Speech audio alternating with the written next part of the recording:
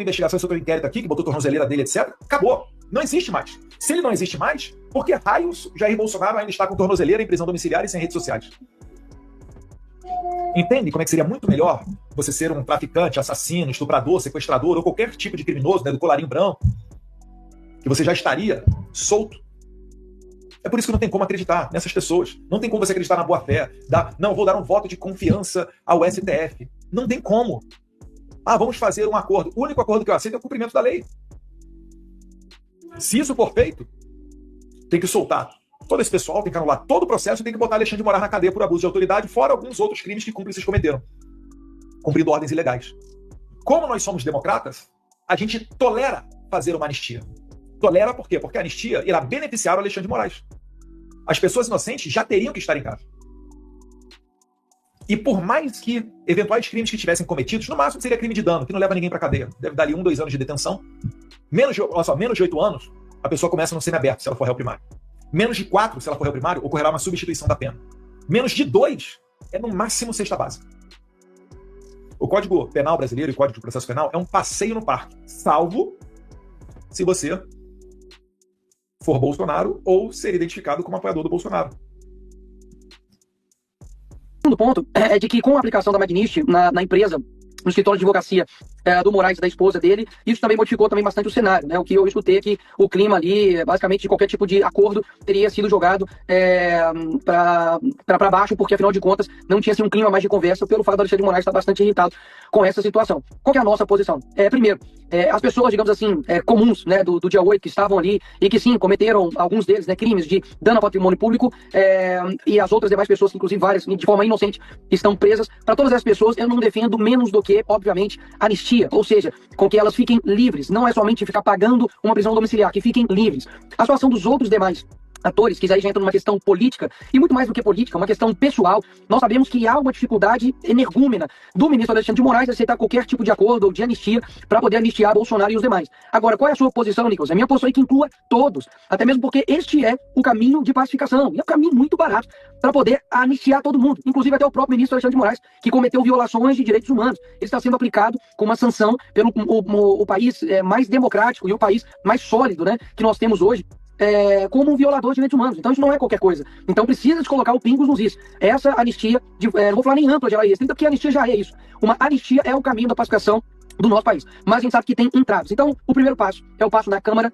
e aí a gente não sabe como vai vir o texto. Se o texto vier a todo mundo, ok, seremos a favor da anistia, claro. Se ela vier, né, tirando diversas pessoas, é claro que nós colocaremos ali destaques para ser votado. E este é o ponto importante que eu peço para que você aí, que está vendo essa entrevista, cobre do seu deputado, para que ele vote favorável aos destaques, que obviamente coloque todos nesta anistia. E aí depois dessa batalha... né, viva a hipocrisia aí do governo de esquerda, né, desse governo Lula, que adora pregar diversidade, viraram as costas aí para o discurso de Benjamin Netanyahu. Não apenas o Brasil, mas várias delegações abandonaram o plenário da ONU nesta sexta-feira. Aconteceu isso em 2024, eles fizeram a mesma coisa e o Brasil saiu logo atrás do Irã. Vejam vocês. Agora, falaram tanto essa semana do abraço que o fascista, nazista, malvadão Donald Trump deu no Lula, ali exatamente aí nesse plenário, Lula saindo e o Trump entrando ali para o seu discurso. E aí, depois desse abraço, depois desse encontro de 39 segundos, até falei exatamente sobre esse encontro e o que está por trás deste encontro e das artimanhas de Donald Trump no artigo de hoje. Falou-se no tal encontro que logo depois não dá, a agenda do Lula está muito ocupada, o Lula está muito ocupado, imagina, está muito ocupado andando com gente que não quer saber dos pilares da civilização ocidental. Depois não tem, quem sabe, um telefonema. E o medo, o convite que Lula sempre fazia, chupando ali, né, jabuticaba, não, porque eu vou conversar, aquela bravata toda, eu vou conversar com o Donald Trump, mas o Donald Trump não quer conversar comigo. Vejam, é tudo uma falácia, porque em um encontro ao vivo, talvez até pelo telefone ali, ainda haja alguma proteção para questões incômodas. Mas eu tenho certeza absoluta que em um encontro ao vivo, e eu fiz uma lista hoje no meu artigo de possíveis perguntas de Donald Trump a Lula.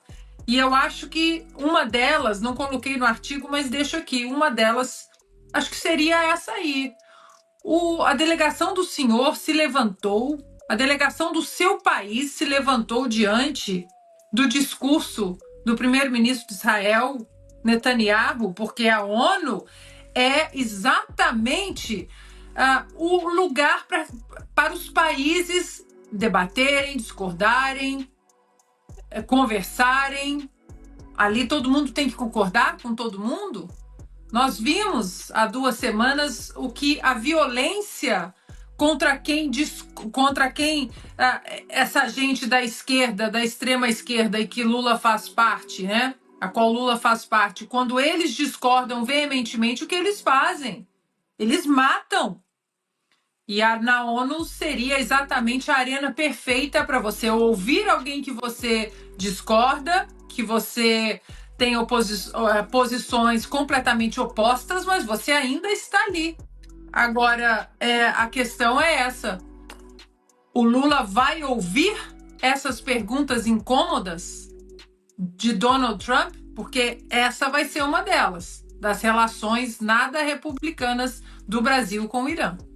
Eu vi o Piotr e o Augusto, deixa só a gente recuperar esse vídeo do Netanyahu, o primeiro-ministro de Israel, quando ele começa a sua fala, então, e as delegações começam a virar as costas e deixar o plenário da Assembleia Geral da ONU.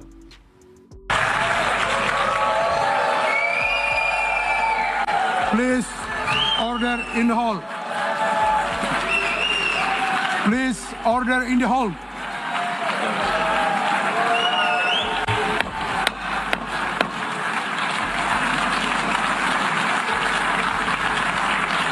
Please, order in the hall.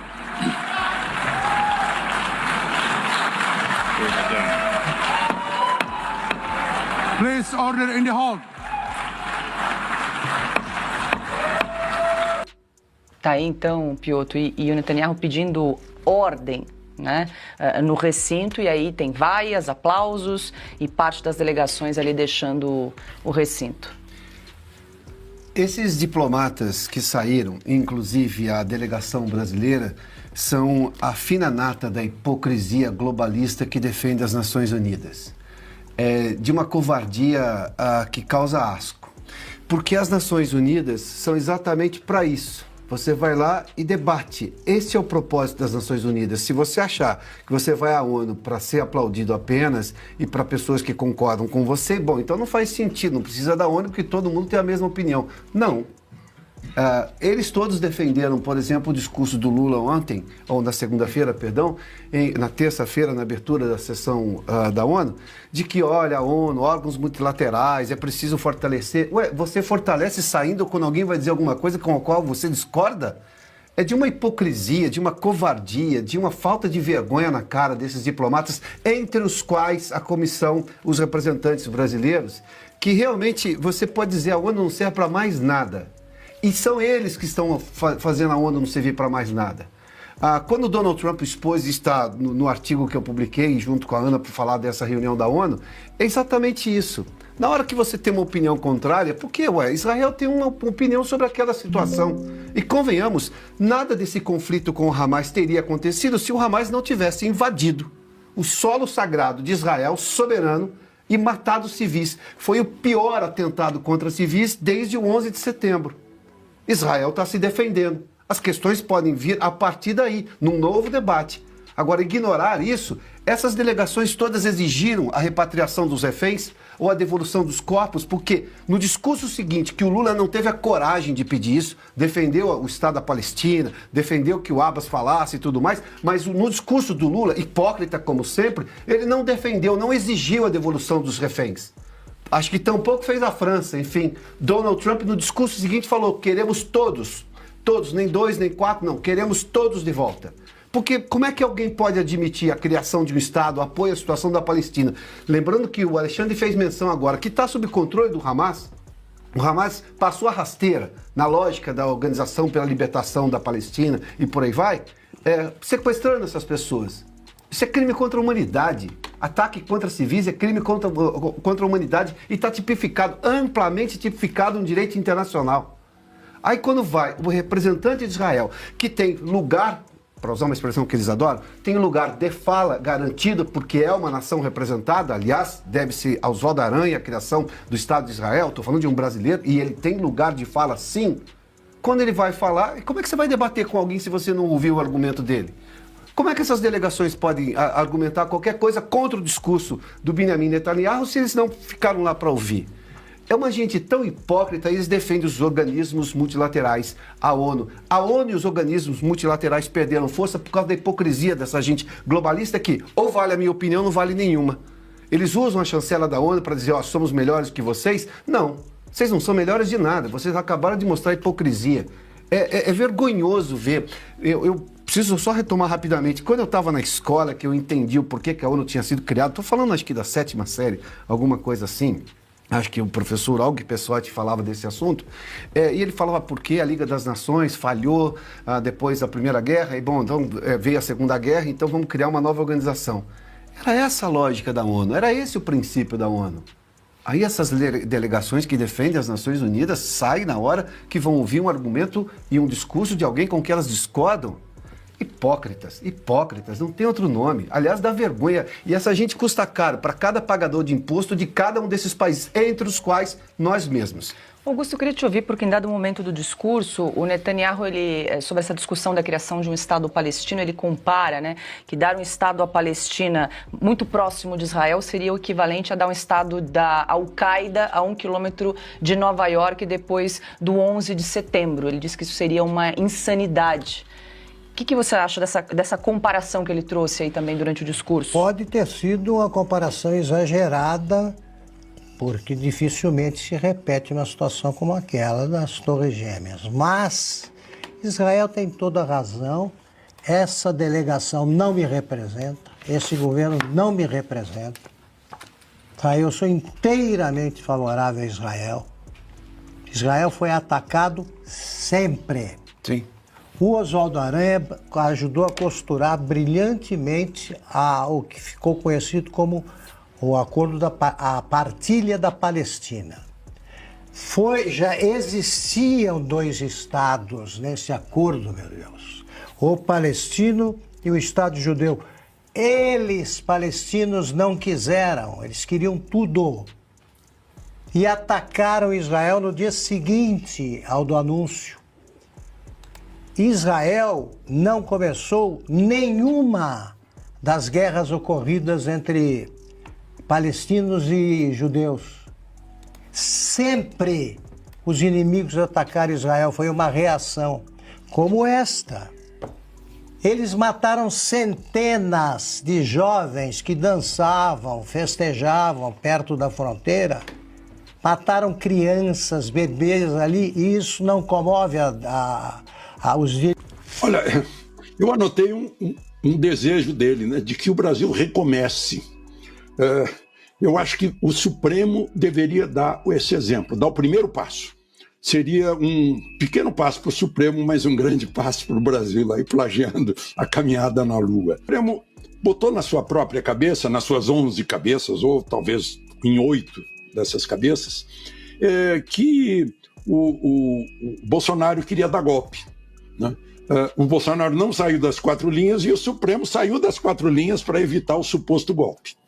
Então, é preciso voltar às 4 linhas, porque essa é a origem da crise brasileira. De Luiz Roberto Barroso, à frente aí da presidência do Supremo. Qual é o legado deixado aí pelo Luiz Roberto Barroso nessa cadeira, Alexandre? Olha, eu anotei um desejo dele, né, de que o Brasil recomece. Eu acho que o Supremo deveria dar esse exemplo, dar o primeiro passo. Seria um pequeno passo para o Supremo, mas um grande passo para o Brasil, aí plagiando a caminhada na Lua, né? O Supremo desse o exemplo de volta aos quadros constitucionais vigentes. A frase que eu muito ouvi quando tinha 15 anos de idade, em 1955, Aliás, foi lá no meu aniversário que aconteceu isso, né? Porque o Supremo botou na sua própria cabeça, nas suas 11 cabeças, ou talvez em 8 dessas cabeças, que o Bolsonaro queria dar golpe, né? O Bolsonaro não saiu das 4 linhas e o Supremo saiu das 4 linhas para evitar o suposto golpe. Então é preciso voltar às 4 linhas, porque essa é a origem da crise brasileira.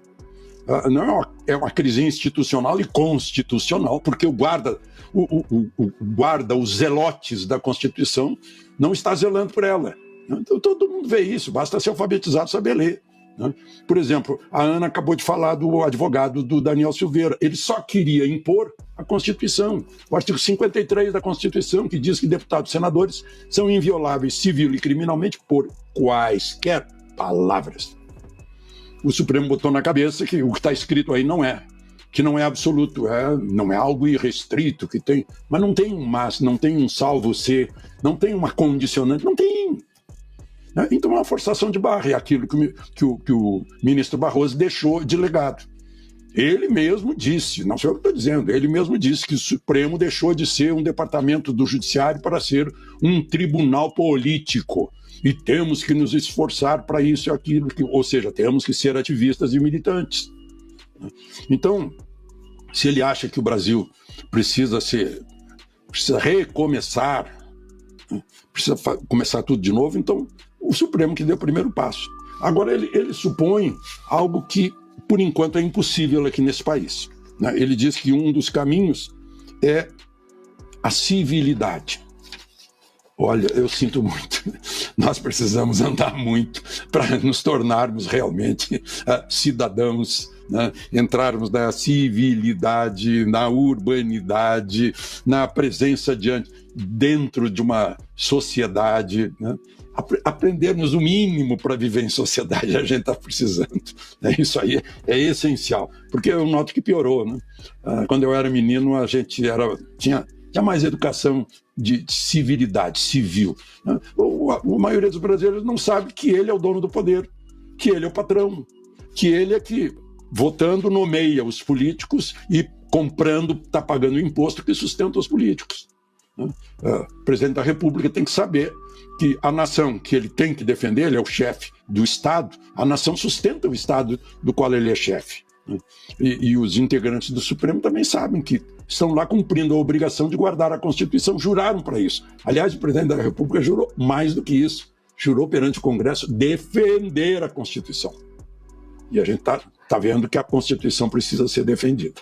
Bom, então esse é o legado, essa nova, parece que copiou um pouco da França e tal, essa militância da Suprema Corte, que precisaria ser a guarda da Constituição, interpretar quando for necessário, mas não fazer leis. Essa não é o poder do Supremo. Não recebeu a procuração do voto para fazer leis, né? Recebeu a procuração indireta, indicado pelo presidente da República e aprovado pelo Senado, para dizer se uma lei é constitucional ou não. Agora, para fazer outra lei para substituir essa, isso é com o Congresso Nacional. É básico. O ministro Marco Aurélio saiu dizendo isso, mas não adianta, são poucas vozes. A maioria das vozes saiu de nomeações de governos petistas. O ministro do Supremo Tribunal Federal, Gilmar Mendes, se emocionou durante a cerimônia que marcou a despedida de Luiz Roberto Barroso na presidência da Corte. Ele destacou o trabalho de Alexandre de Moraes, que foi alvo de sanções do governo dos Estados Unidos. A brasileira passou incólume por mais essa prova de fogo. O Supremo, é sempre bom frisar, conduziu o processo que levou à condenação dos réus do núcleo crucial da intentona golpista com tranquilidade e de maneira absolutamente, é bom que se frise, regular, com o respeito ao devido processo legal, ao contraditório e à ampla defesa. O mesmo ocorreu e vem ocorrendo em relação a todos os demais réus. E aqui, os meus encômios ao papel singular, diria eu, sem exagero, acho, quase ou verdadeiramente heróico, desempenhado pelo ministro Alexandre de Moraes. Obrigado, ministro Gilmar.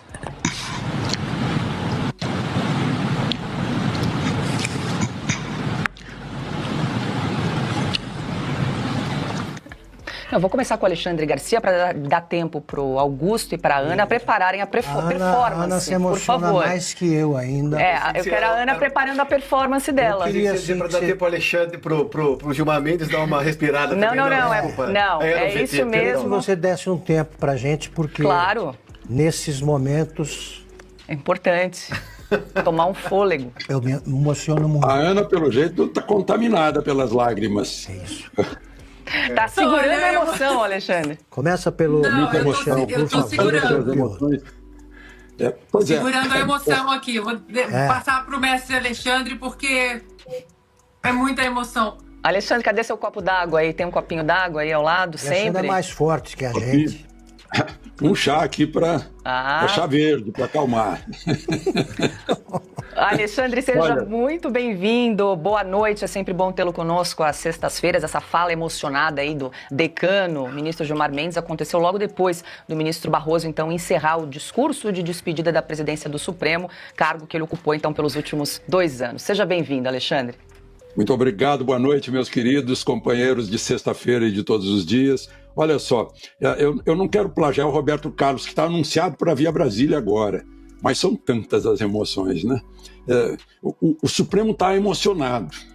Eu não sei por quê, se alguma emoção vinda dos Estados Unidos, do Departamento do Tesouro, ou o quê, mas há uma emoção muito grande. O ministro Barroso se emociona, agora até o Gilmar Mendes se emocionou e partiu o coração do ministro Moraes.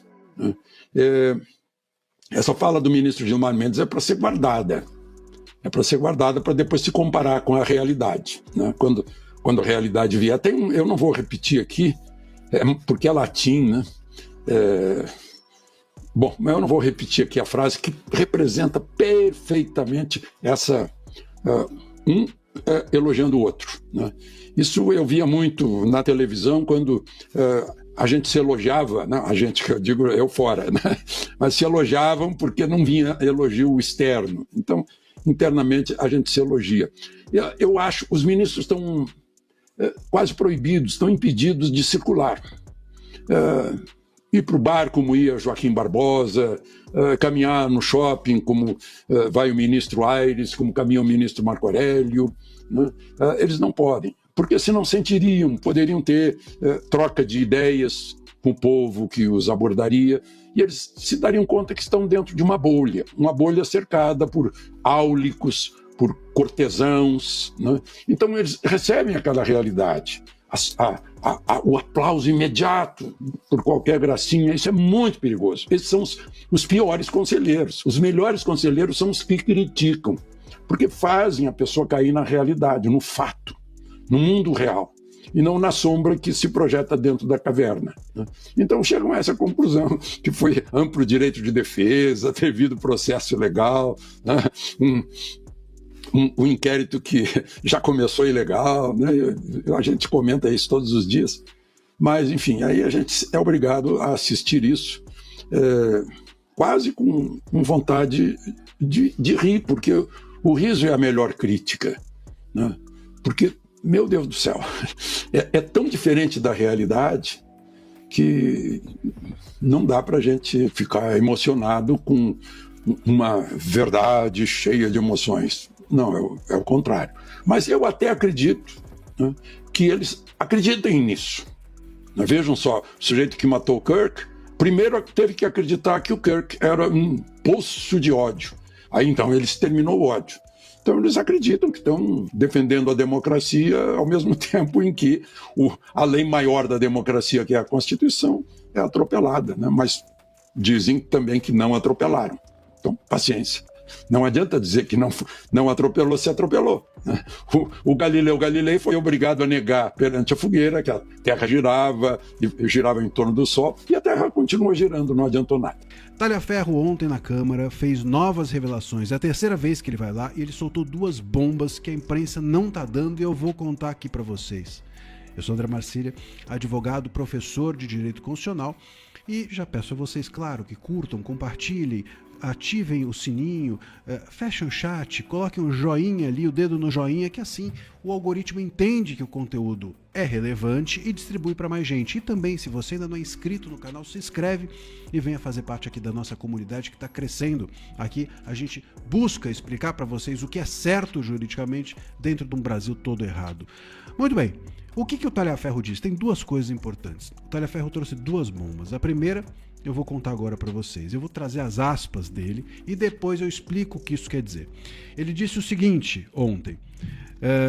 Eles participavam constantemente, as plataformas, tá? As plataformas, as redes sociais, eles participavam constantemente das reuniões no TSE e sempre era cobrado celeridade para que o pedido do Moraes fosse realizado. Caso contrário, as plataformas eram ameaçadas com possível derrubada, ou seja, com possível bloqueio, com possível fechamento das plataformas. O que ele está dizendo é o seguinte, que o Moraes dialogava diretamente por meio dos seus servidores com as plataformas. Ele não fazia isso por meio dos autos, ele não fazia isso por meio de decisões. Se as decisões não fossem cumpridas, ele não fazia isso por meio de multas. Quer dizer, ele fazia também.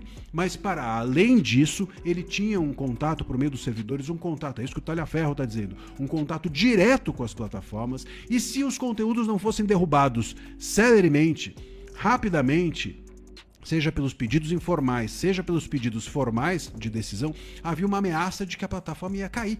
Eles iam suspender a plataforma, a plataforma era ameaçada. O Talhaferro está dizendo, basicamente, é isso, agora eu vou botar os pingos nos is, o Talhaferro estava basicamente dizendo que existia uma relação do gabinete do ministro Moraes com as plataformas que era à margem da lei. Vou repetir, o Talhaferro está dizendo que havia uma relação entre plataformas e o gabinete à margem da lei. Era um negócio meio de marginalizados, né, pra gente dizer aqui. Porque é isso. É isso que a margem da lei se faz. Você chama a pessoa e fala assim, meu querido, é o seguinte, você tá aqui com uma dívida, vou dar um exemplo, né? É o cara, o agiota, você tá aqui com uma dívida, se você não me pagar, eu vou pra cima de você. Pô, pelo visto, o que o Talhaferro tá dizendo é que é assim que funcionava o gabinete. A margem da lei, havia uma relação direta que não era processual, que não era por meio de decisões, ou que não era apenas por meio de decisões, ou apenas processual, entre plataforma e gabinete, nesse sentido, e que se aquilo que fosse pedido não fosse feito, havia uma ameaça, não nos autos, mas uma ameaça ali, velada, informal, de fechamento de plataforma. Que isso? Que isso? Que isso, gente? Isso é coisa... é marginal. É a margem da lei. É marginal. Tudo que é a margem da lei é marginal. Isso a gente vê em filme de gangue, gente. Você tá aqui, se você não fizer o que eu tô pedindo, você vai sofrer as consequências. Isso não faz sentido. Isso é gente de gangue que cobrando dívida. Que é isso? Então, o Talhaferro tá dizendo isso, hein? Não sou eu. Eu estou lendo o que ele diz e interpretando. Nós tínhamos, eu vou repetir, segundo o Talhaferro, dentro do gabinete, uma postura e uma conduta entre ministro, servidores e plataformas que eram à margem da lei. E isso está onde na imprensa? Em lugar nenhum. A grande imprensa noticiou? Não. Alguma autoridade fez algo? Não. É capaz de fazerem contra o Talhaferro. O Talhaferro vai ainda mais ser perseguido, mais do que já é. E a outra bomba que ele soltou é a seguinte, eu vou também trazer aqui. Disse o Talhaferro que o número 2 do Haddad, que hoje está no governo, era uma das pessoas que estava à frente do mutirão de perseguição à direita. Ou seja, o mutirão de perseguição à direita tinha como um dos seus elementos principais uma pessoa que depois, é o Talhaferro que está dizendo, que depois que o governo Lula surgiu, depois que o governo Lula se instalou, depois que o Haddad estava ali no ministério, essa pessoa virou o número 2 do Haddad. Eu acho isso gravíssimo, porque é o seguinte, vocês entenderam? Quer dizer, o censor foi premiado com um cargo dentro do governo Lula. É isso que o Talhaferro está dizendo. O censor foi premiado, porque não tem outra opção. A gente premiou, o Lula premiou o censor, num dos ministérios mais relevantes, e numa pessoa que está dentro do ministério, que é o Haddad, que é um dos sucessores do Lula, supostamente. Então essa pessoa foi premiada por ser um bom censor, é isso. Ou é isso, ou o Lula e o Haddad são completamente incompetentes e trazem para dentro do governo uma pessoa que tem cometido ilícitos, que são essas irregularidades todas denunciadas pelo Talhaferro. Essa pessoa estava ali no meio. Então, de duas, uma. Ou o governo Lula premiou um censor de propósito, o que é uma loucura completa, ou o governo Lula é tão incompetente que permitiu trazer para dentro de um dos ministérios mais importantes, que é o da Fazenda, uma pessoa que cometia censuras e está sendo denunciada pelo Talhaferro. E o que o governo fez com essa informação depois que o Talhaferro denunciou isso? Nada. O governo tá aí, né? Ele tá lá falando da democracia, tá na ONU falando que é muito importante que a soberania do Brasil, Lula, a soberania do Brasil não existe. Assim como não existia soberania na Venezuela, assim como não existia soberania na Itália de Mussolini e nem na Alemanha do século da Segunda Guerra. Para não dizer nomes aqui, cair o nosso vídeo. Então assim, Lula, vamos lá, né? Vamos lá. É lamentável que o Talhaferro não esteja sendo ouvido pelas autoridades, mas é assim que uma ditadura se mantém. Uma ditadura se instala com a força, mas ela se mantém com a passividade e a conivência da sociedade. E é isso que nós temos visto hoje em dia. Um abraço. Reviravolta na tal reunião entre Trump e Lula é revelada por senador americano.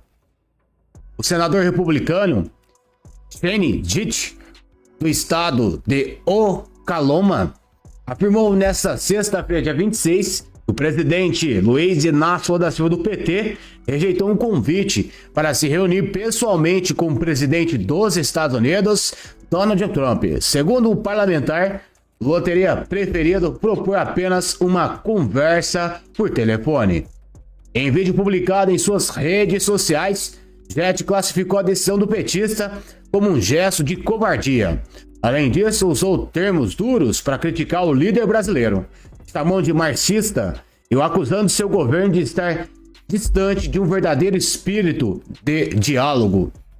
Na postagem no X, o senador escreveu: o presidente Lula da Silva recusou um convite para se encontrar com o presidente Donald Trump. Lula disse que poderiam conversar por telefone.